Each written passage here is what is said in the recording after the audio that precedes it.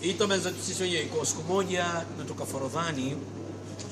Taba mimi unajua mambo mengi na kwa nasahau. Habibu hodari sana kukumbuka vitu. Maana mpaka Habibu ananiambia wewe ulikuwa unanipeleka kwenye beskedi unaniangusha pahala.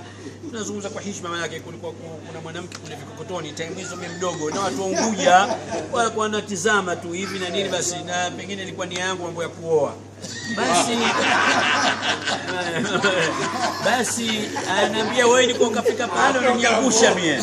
Habibu ananiambia Habibu.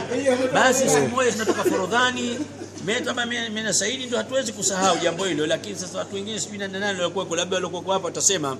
Basi wako jamaa wa Swahili kutoka Pemba wanauza sijui kitu gani, sijui hamamni miwa basi wanauza pale kabla hujateremka Zenabai. Basi unajua tunapolingani mambo yake, mambo kuchokoza. Basi bwana zikaja ngumi bwana. Sasa mimi ndio nilokwenda, sitakafunga hapo ndio kweli mimi nimekwenda kwenda mimi bwana, jamani ya kibi nimeanguka na chini. Basi akatoa kisu hapa, ndio jamaa yule anofanya miole, akatoa kisu. Believe me, ingefanya hivi basi alikuwa ananiua. Captain bwana akaja bwana, basi akapigwa yeye kisu cha hapa, mpaka leo ana alama hapa. Ananiambia niliona baada ya miaka mingi sana, nikaona naye London nafikiri 2000, akanambia katika watu sitowasahau maisha yangu basi wewe.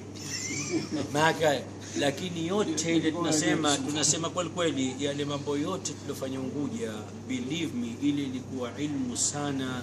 Tumekuja wakati leo tumekamata dini, tunamwogopa Allah na tunampenda Allah, na time ile ilikuwa vile vile tunakwenda misikitini lakini tunacheza huku na tunacheza huku. Sasa hivi elimu ile tulikuwa tumepata ya kupigana, ya kuchokoza watu na kila kitu, sasa hivi alhamdulillah rabbil alamin, sifikiri kama leo mtoto wako atafanya utundu baada ya uhuni, utundu utakuwa humjui, akafanya jambo tutamjua. Tunamwomba Allah subhanahu wa ta'ala atupe khairi dunia wa khairi akhirah. Inshallah Sheikh Harub, maana nyingine pengine wewe utakuwa si vizuri kurekodi ule uliopigwa wewe pale Zenabai.